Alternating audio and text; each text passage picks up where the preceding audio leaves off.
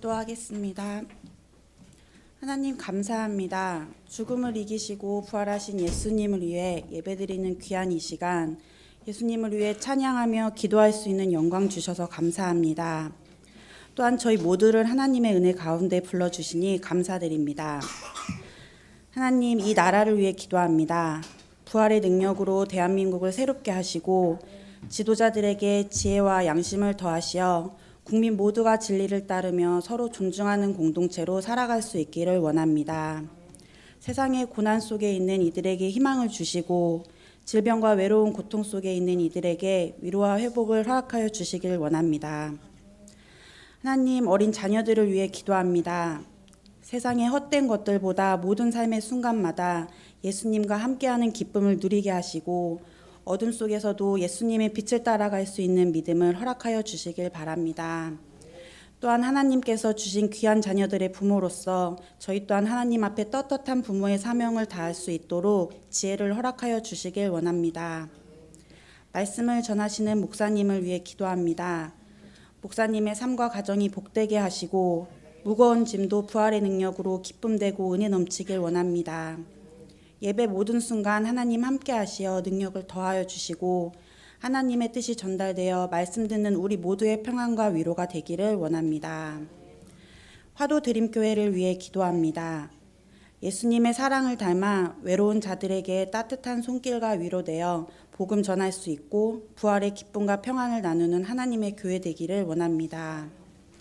우리를 사랑하시는 하나님, 오늘 이 시간 우리의 죄를 용서하시고 새 생명을 주신 놀라운 사랑에 감사드리며 예배할 수 있는 시간 되기를 원합니다.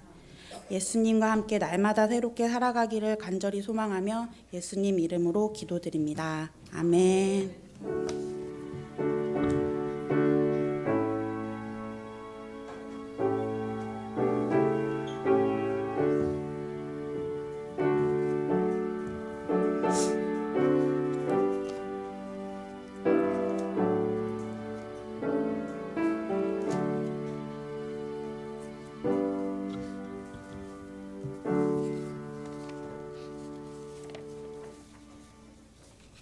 오늘 말씀 누가복음 24장 1절에서 12절입니다. 다 같이 함께 찾아 읽도록 하겠습니다. 24장 1절에서 12절입니다. 읽겠습니다. 안식 후 첫날 새벽에 이 여자들이 그 준비한 향품을 가지고 무덤에 가서 돌이 무덤에서 굴려 옮겨진 것을 보고 들어가니 주 예수의 시체가 보이지 아니하더라. 이로 인하여 근심할 때에 문득 찬란한 옷을 입은 두 사람이 곁에 섰는지라. 여자들이 두려워 얼굴을 땅에 대니 두 사람이 이르되 어찌하여 살아있는 자를 죽은 자 가운데서 찾느냐. 여기 계시지 않고 살아나셨느니라. 갈릴리에 계실 때에 너희에게 어떻게 말씀하셨는지를 기억하라. 이르시기를 인자가 죄인의 손에 넘겨져 십자가에 못 박히고 제3일에 다시 살아나야 하리라 하셨느니라 한데 그들이 예수의 말씀을 기억하고 무덤에 돌아가 이 모든 것을 11 사도와 다른 모든 이에게 알리니 이 여자들은 막달라 마리아와 요한나와 야고보의 모친 마리아라. 또 그들과 함께한 다른 여자들도 이것을 사도들에게 알리니라. 사도들은 그들의 말이 허탄한 듯 들려 믿지 아니하나 베드로는 일어나 무덤에 달려가서 굽으려 들여다보니 세마포만 보이는지라. 그 된 일을 놀랍게 여기며 집으로 돌아가니라. 아멘. 아멘. 하나님 앞에 특별 찬양 올려드리도록 하겠습니다. 네, 말씀 전하도록 하겠습니다. 기독교의 가장 핵심 진리가 무엇이냐 묻는다면 그것은 십자가와 부활입니다. 이 두 가지는 뗄래야 뗄 수가 없어요. 십자가 없는 부활은 있을 수 없습니다. 그렇지 않습니까? 예수님이 십자가에 달려서 고난 받으시고 죽으셨기 때문에 부활이 있었던 것이죠. 그죠? 그런데 또 부활 없는 십자가는 정말 의미가 없습니다. 만약 예수님이 부활하지 않으셨다면 그렇게 고통받으시고 그냥 십자가에서 죽으신 것이 그것이 끝이라면 어떤 의미가 거기가 있겠습니까? 어찌 보면 정말 불쌍하기가 짝이 없는 것이죠. 그렇죠? 아니 죄도 없으신 분이시라며 그렇게 고통받고 모욕당하고 멸시받아서 그냥 죽어서 끝이다 하면 그것이 얼마나 비극적인 일이겠습니까? 그래서 교회에서는 언제나 십자가와 부활을 함께 강조합니다. 둘 중에 어느 한쪽만 강조한다면 그것은 균형 잡힌 바른 신앙이라 할 수 없을 것입니다. 만약 그리스도의 부활이 없었다면 우리가 증거하는 모든 복음은 다 헛되고 우리는 거짓 증인이다 이렇게 인정될 뿐만 아니라 우리의 믿음도 다 소용없는 것이 되는 것이에요. 그리고 우리는 여전히 죄와 사망의 그 자리에 있게 될 것입니다. 그리고 부활이 없다면 내세를 소망하면서 믿음을 지켜가는 성도들은 이 세상에서 가장 비참하고 불쌍한 자들이 될 것입니다. 아니 불신자들처럼 마음대로 누리지도 못하고 즐기지도 못하고 그리고 막 고난 가운데 참고 인내하고 양보하며 살았는데 부활이 없다면 얼마나 불쌍한 사람들이 되겠습니까? 만약 부활이 없다면 우리 삶은 사상누각입니다. 그러니까 모래 위에 세운 집이 된다는 것이겠죠. 우리에게 이 시간이 우리가 살고 있는 이 시간이 전부라고 한다면 우리는 무기력한 신앙에 빠질 수밖에 없을 것입니다. 부활은 죽음과 직결된 문제 아니겠습니까? 우리가 죽음을 어떻게 받아들이는가, 우리가 우리 삶 가운데서 죽음을 어떻게 해석하는가 하는 것이 바로 우리의 삶을 결정하는 것이 되는 것입니다. 이 땅에 사는 것이 전부다. 이 육신은 죽고 나면 그냥 그걸 태워 버리든지 아니면 묻든지 상관없이 그냥 다 죽어서 재가 되고 흙이 되는 것이다. 그것이 인생의 전부다. 그렇게 생각한다면 뭐 어떻게 하는 게 제일 행복이겠습니까? 살아있는 동안에 그냥 먹고 싶은 거 다 먹고 즐기고 싶은 거 다 즐기고 그냥 그렇게 쾌락적으로 사는 자가 가장 행복한 자이겠죠. 그죠? 이게 전부다. 여기 있는 이 인생이 전부다 한다면 당연 인간들의 모든 삶은 쾌락주의가 될 수밖에 없을 것입니다. 육신의 만족을 위해 사는 것이고 욕망이 이끄는 대로 살 수밖에 없는 것이죠. 그냥 모든 인간이 다 자기의 욕망대로 그냥 그 욕망이 이끄는 대로 살아간다면 이 지구는 얼마나 끔찍한 곳이 되겠습니까? 그것이 바로 지옥이 될 것입니다. 사실 우리가 죽음을 어떻게 해석하느냐에 따라서 우리의 삶의 전반적인 모든 태도가 다 그쪽을 향하게 되는 것입니다. 지금 이렇게 육신으로 살아가는 이 삶은 전 인생 가운데 아주 짧은 부분이라는 것. 그리고 우리에게는 이 육신의 삶을 넘어서는 영원한 삶이 있고 그 영원한 삶이 비교할 수도 없이 중요한 삶이고 또 그 영원한 삶이 비교할 수 없을 만큼 오래고 긴 삶이다. 이렇게 믿고 있는 사람들은 그 삶의 질이 완전히 달라지는 것입니다. 자, 오늘은 제가 부활주의를 맞이하여서 정말 부활이 실제다, 역사적인 사실이다 하는 것을 인정할 수밖에 없는 그런 증거들을 좀 나누어 보려고 합니다. 그럴 리는 없겠지만 우리 다음 세대들이나 또 우리 어르신들 여러분들께서라도 혹여라도 조금이라도 정말 부활이 사실일까? 이렇게 궁금하셨던 분들은 그 의심을 털어내는 좋은 기회가 되셨으면 좋겠습니다. 자, 첫 번째 증거입니다. 첫 번째 증거는 부활은 성경에 이미 예언되어 있다는 것입니다. 혹시 여러분들 나는 부활을 확실히 믿어 그러신 분들도 집중하여 들으셔서 이것을 다른 사람들 전도할 때 잘 사용하시기 바랍니다. 예, 부활은 정말 성경에 딱 예언되어져 있는 거예요. 하나님의 계획과 모든 구도 안에서 이루어진 일이라는 사실입니다. 고린도전서 3장 4절 읽겠습니다. 내가 받은 것을 먼저 너희에게 전하였노니 이는 성경대로 그리스도께서 우리 죄를 위하여 죽으시고 장사 지낸 바 되셨다가 성경대로 사흘 만에 다시 살아나사.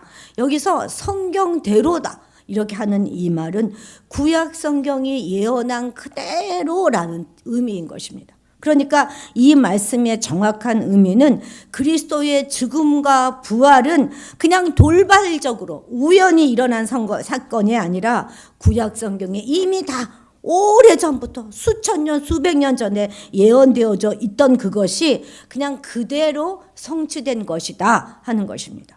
자, 여러 말씀 중에 우리 호세아서 6장 2절만 같이 읽겠습니다. 시작. 여호와께서 이틀 후에 우리를 살리시며 셋째 날에 우리를 일으키시리니 우리가 그의 앞에서 살리라.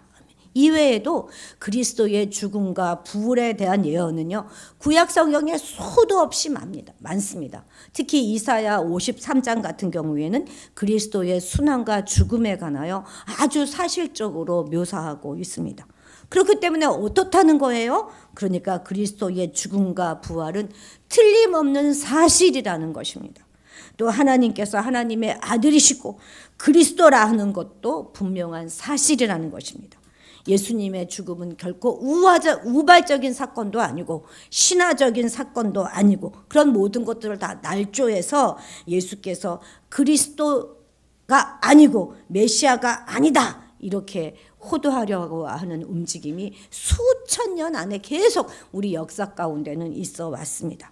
이 모두는 우리로 하여금 예수님의 부활을 믿지 못하게 하려고 하는 사단의 그런 음모입니다.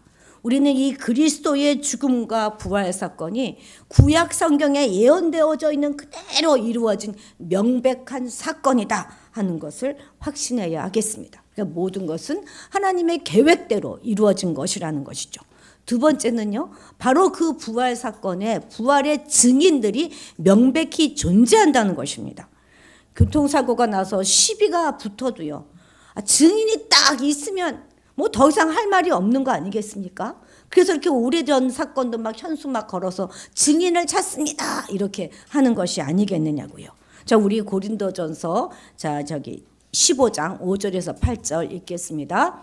게바에게 보이시고 후에 12제자에게와 그 후에 500여 형제에게 일시 보이셨나니 그 중에 지금까지 대다수는 살아있고 어떤 사람은 잠들었으며. 아멘. 이 몇 절만 봐도 부활의 증인이 벌써 몇 명이 있는 거예요. 게바도 있고, 그죠? 12제자 있고 500여 형제가 있어요. 512명에게 보이셨다는 게 아니겠습니까? 특히 이 중에서 500여 형제에게는 일시에 보이셨어요. 그리고 이 고린도 전서가 기록될 당시인 AD 55년경에는 이들 중에 대다수가 살아있었어요. 시퍼렇게. 그러니 어떻게 성경에 이들이 이미 다 증인들이 살아있는데 어떻게 거짓말을 하겠습니까? 이들 말고도 부활을 직접 목격한 증인들에 대한 이야기가 성경에는 자세히 남겨져 있습니다. 오늘 우리 본문의 여인들도 그렇고요. 또 엠마오로 가는 두 제자들도 부활하신 예수님을 만났습니다. 어떤 사람이건 본 사람이 있으면 끝이 아니겠습니까? 봤다는데, 그죠? 예수님의 본 사람들이 증인들이 있어요. 그리고 사실 이 제자들이 이렇게 거짓말할 이유도 없습니다. 아니, 제자들이 그것을 거짓말로 말하고 시체를 감추어두고 부활했다 이렇게 말해가지고 제자들이 어떤 유익이 그들에게 있겠습니까? 전혀 그럴 이유가 없는 것이죠. 자, 세 번째입니다. 세 번째 이유가 있어요. 그것은 뭐냐면 예수님의 무덤은 빈 무덤이라는 거예요. 빈 무덤. 자, 누가복음 24장 1절에서 3절 같이 읽겠습니다. 시작.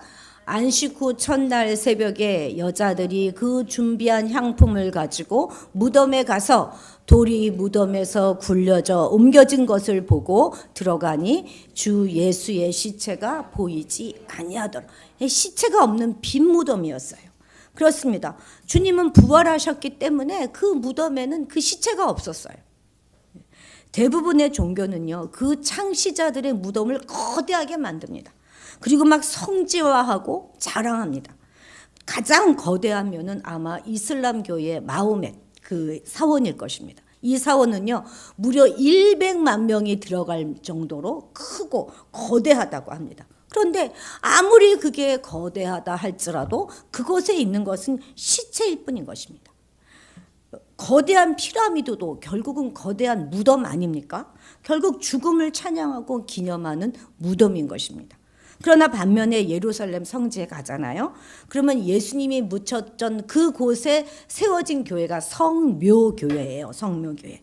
그것은 십자가에 달리셨던 주님이 잠시 이렇게 내려서 주님의 시신이 잠깐 머물렀던 그곳을 기념한 그런 교회인데요. 바로 그 자리에 세워진 교회인데요. 그 자리에 이제 아무것도 없습니다. 성지순례 가서 보면 그 빈 대리석 자리만 우리가 볼 수 있어요. 관이 없습니다. 모형관 자체도 없어요. 이것이 바로 기독교라는 거예요. 예수님의 시체가 없다는 것.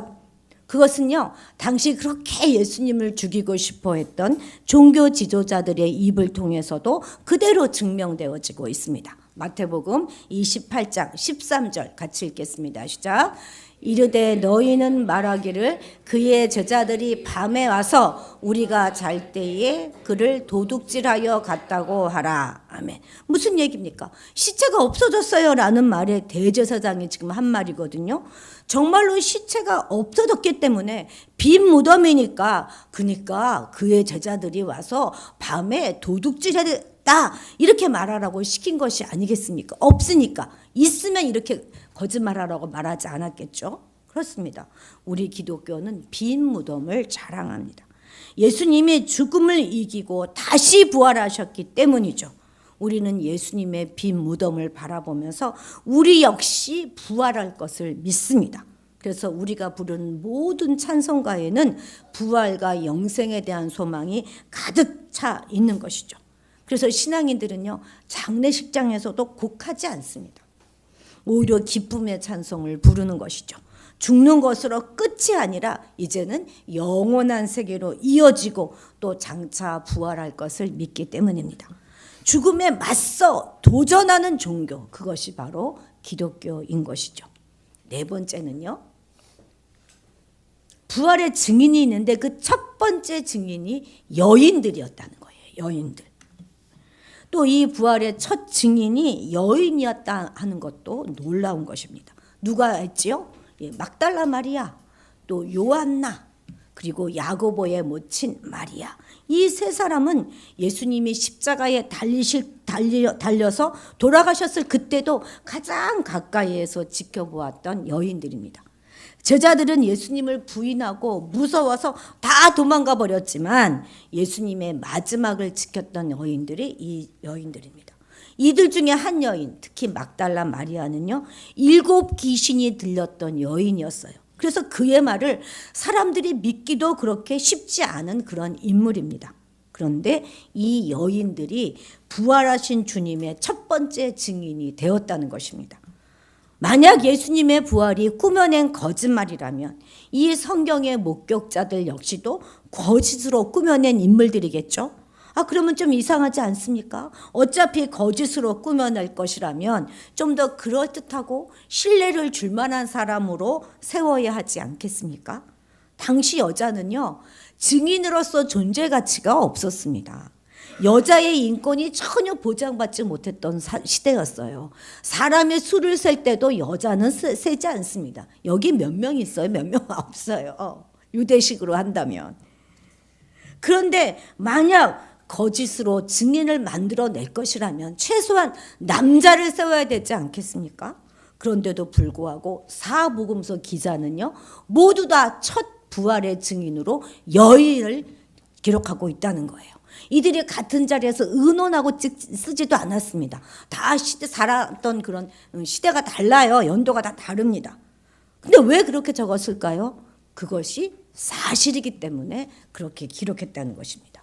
예수님이 부활하신 것도 사실이고 첫 번째 증인들이 모두 여인인 것도 사실이기 때문에 그들은 그렇게 기록할 수밖에 없었던 것이죠. 그런데 이런 모든 증거들은요, 믿지 않고자 하는 자들에게는 그렇게 설득력이 없습니다. 왜냐하면 이것은 다 성경을 근거로 한 증거이기 때문에 성경 자체를 믿고 싶지 않은 사람들에게 이것이 무슨 설득력이 있겠습니까? 그런데 성경은 굳이 이들을 설득하려고 하지 않아요. 내버려 둡니다. 그리고 그저 예수님은 부활하셨다 이렇게 선포합니다.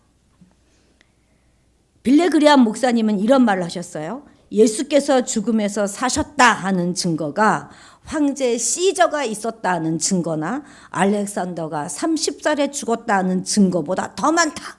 우리가 이 말을 가지고 우리가 믿지 않는 자들에게 전해보려고 하지만 세상은 믿지 않습니다. 왜 안 믿습니까? 지금껏 인류 역사상에 죽었다가 다시 살아난 사람은 한 사람도 없었기 때문입니다.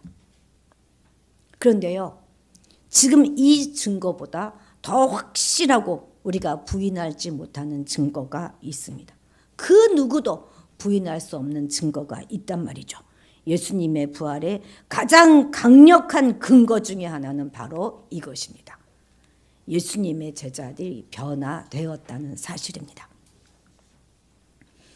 예수님의 제자들은 대부분이 다 어부였고 세리였어요. 그저 오합지졸이었던 제자들이었습니다. 위기의 순간엔 다 도망갔고요. 그 제자들 중에 유다라고 하는 자는 자기 스승을 돈에 그냥 팔았고 또 그것 때문에 괴로워하다가 스스로 목숨을 끊었어요. 뿐입니까? 그들 중에 수장이라고 하는 제자 베드로는 그 스승을 3번씩이나 저주하고 부인했어요.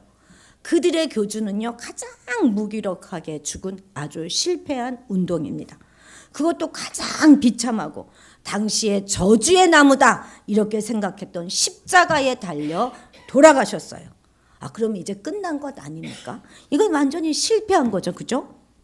그런데 이 제자들이 부활절 이후에 가장 크게 변화가 됩니다. 부활하신 예수님을 만난 제자들은 예수님의 죽음이야말로 의로운 죽음이었다 하는 것을 깨닫게 됩니다. 십자가가 인류의 구원을 위한 하나님의 방법이구나 하는 것을 깨달았던 것이죠. 그래서 사도행전을 보잖아요. 그러면 이들은 한 번의 설교로 3,000명이 또 5,000명이 회개하고 세례를 믿게 하는 그런 놀라운 능력의 전도자로 일어서게 되는 것입니다. 이들은 죽음을 각오하죠. 이렇게 능력이 있었을 뿐만 아니라 죽음을 각오하고 예수 그리스도의 십자가와 부활의 진리를 전합니다. 로마 제국의 말할 수 없는 그런 박해 속에서도 두려워하지 않고 끝까지 부활의 신앙을 포기하지 않았습니다. 여러분, 거짓 진리에 자기의 목숨을 걸 사람들이 있을까요? 자기들이 시체를 어디다 감춰놓고 부활했다고 거짓말을 시키고서는 그런 뻔한 거짓에 자기들이 알고 있는 그 거짓에 목숨을 걸 자가 있을까요? 그럴 자 없습니다. 이들은 정말 부활하신 주님을 만난 거예요. 만약 이것이 거짓이라면, 부활이 거짓이라면 자신들이 시체를 얻다가 훔쳐가고 부활했다고 거짓으로 선포한 것이라면 거기에 어떻게 자기의 생명을 걸겠습니까? 다른 사람들은 다 속일지 모르겠지만 자신은 알잖아요. 그게 거짓인 것을. 너무나 분명하잖아요. 그것이 부인할 수 없는 진실인 것입니다. 부활이. 그래서 12명의 제자들은 모두 다 담대히 순교합니다. 베드로는 십자가에 거꾸로 달려 죽었고 또 창에 맞아 순교하는 사람도 있고 어떤 이들은 톱에 켜서 죽는 이들도 있고요. 어떤 이는 산채로 매장되기도 했고 또 세례 요한처럼 목배임을 당하기도 하였습니다. 그들은 부활하신 주님을 직접 만났기 때문에 자신들도 부활할 것을 믿었고 그래서 자신의 목숨조차 잃는 것도 두려워하지 않았던 것이죠. 예수님의 제자들만 순교를 하였습니까? 그렇지 않습니다. 초대교회 교인들을 보면 그들도 자신의 목숨을 버리고 그리고 예수 그리스도를 선택하였습니다. 그래서 원형 경기장에서 사자의 밥이 되기도 하였고요. 그리고 불에 살라져 죽기도 하였습니다. 저는 얼마 전 북한의 한 그리스도인 가장이 자기 가족들이 보는 앞에서 자기의 어린 자녀가 보는 앞에서 길바닥 이렇게 바닥에 눕혀놓고 큰 롤로 달린 그 건축 용자 있잖아요. 아스팔트 이렇게 탁 피는 거 그걸로 발끝에서부터 서서히 돌려 죽임을 당했다 하는 이야기를 들은 적이 있습니다. 어떻게 부활하신 주님을 만나지 않았다면 그렇게 할 수가 있었겠습니까? 자기 생명을 귀중히 여기지 않는 사람이 어디 있습니까? 하나밖에 없는 생명인데. 그런데 그들이 이렇게 담대하게 어떻게 죽을 수가 있었을까요? 그것은 그들은 이 땅의 삶이 다가 아니라 부활이 있다 하는 것에 대한 확신이 있었기 때문에 그렇게 순교할 수 있었던 것입니다. 자, 또 다른 놀라운 증거가 있습니다. 그것은 뭐냐면 이 기독교가 이 세상에 미친 영향을 보면 우리가 알 수 있습니다. 오늘날 우리도 그 기독교의 영향 아래 살고 있지 않습니까? 당시 로마 제국은요, 지금의 미국 정도가 아닙니다. 훨씬 더 강력한 그런 나라였어요. 미국의 역사는 100년이 좀 넘었지만 로마는 1000년의 역사를 자랑하는 나라입니다. 당시 전 세계를 지배하다시피 한 나라가 바로 이 로마이죠. 또 로마는 그리스 로마 신화의 나라 아닙니까? 그들은 신화를 절대적으로 믿었다고요. 근데 이런 나라가 바로 기독교 국가가 됩니다. 초대교회 당시 로마는요, 기독교를 엄청 탄압하고 박해했어요. 그런데 이후에 나중에 기독교를 국교로 받아들이고 공인합니다. 신의 아들이다, 제우스의 아들이다, 이렇게 자처했던 황제가 예수를 믿게 되었어요. 그래서 자신들이 죽였던 그 메시아 예수를 자신의 그리스도로 메시아로 받아들입니다. 그리고 어떻게 해요? 연도를 바꿨어요. 연도를. 로마는 전통적으로 기원전 753년에 창건되었다 이렇게 하는데요. 그래서 로마 연호는 그 BC 753년을 1년으로 해서 쓰는 거 아닙니까?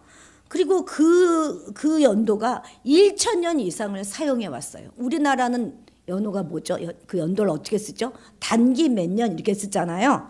그런데 다 자기 나라에 그런 연도가 있는데 그 연도를 전 세계가 사용하고 있는 그 연도를 바꿉니다. 어떻게? 예수님의 탄생을 중심으로 이렇게 바꿨어요. BC, 이건 기원 전이란 뜻이죠. Before Christ. 그래서 예수님 탄생 이전 이렇게 바꿔요. 그리고 AD, 기원 후, 아노 도미니에서 이거는 라틴어죠, 그죠? 주님의 해 이런 뜻입니다. 이렇게 바꿉니다. 이것이 쉬운 일이겠습니까? 이미 자기 나라의 연호를 거의 전 세계가 다 사용하고 있는데, 뿐만 아니죠. 주님이 부활하신 그 날을 기념일로 삼아요. 그래서 그 날을 쉬는 날로 정했습니다. 예배드리라고. 근데 이게 하루가 아니잖아요. 1년에 몇 번을 쉬게 해줘요? 52번을 매 주일마다 쉬고 예배드리게 했다는 것입니다. 여러분, 우리가 하루를 임시 공휴일로 정하는 것도요, 법을 바꿔야 하는 거에게 쉽지 않습니다.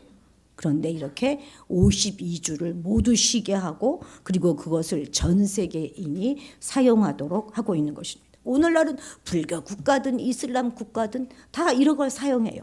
그래서 전 세계가 기독교 문화권이 된 것입니다.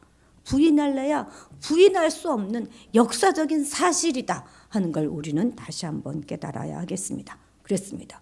예수님의 부활은 이 기독교의 시작점이 되었고 이것을 기초로 기독교는 전 세계로 퍼져나가게 되었습니다. 박해를 받고 탄압을 받던 시기 물론 있었죠. 그래서 마치 기독교가 다 없어질 것만 같았어요. 그런데 12명으로 시작했던 기독교가 이제 전 세계에서 가장 성도가 많은 그런 종교가 된 것입니다. 예수님의 부활이 없었다면 기독교는 존재하지도 않았을 거예요. 그 당시 예수님을 부활의 증언을 했던 제자들이 이 사실을 전파하기 시작하면서 기독교는 계속 확산되어 갔고 지금 오늘날까지 그 영향력이 이어지고 있는 것이죠. 이것은 모두 예수님의 부활이 실제로 일어난 사건이었기 때문에 가능한 것입니다. 거짓을 바탕으로 어떻게 이런 일들이 일어날 수가 있겠습니까? 사도행전 2장 32절 같이 읽겠습니다. 이 예수를 하나님이 살리신지라 우리가 다 이 일의 증인이로다. 마침내 오늘 우리도 이 부활의 증인이 되었습니다. 비록 우리는 2000년 전 부활을 직접 목격하지는 못했지만 우리에게는 부활에 대한 확실한 증거가 있습니다. 그것은 우리가 주님을 만났고 그 영으로 우리가 변화되었다는 그 사실입니다.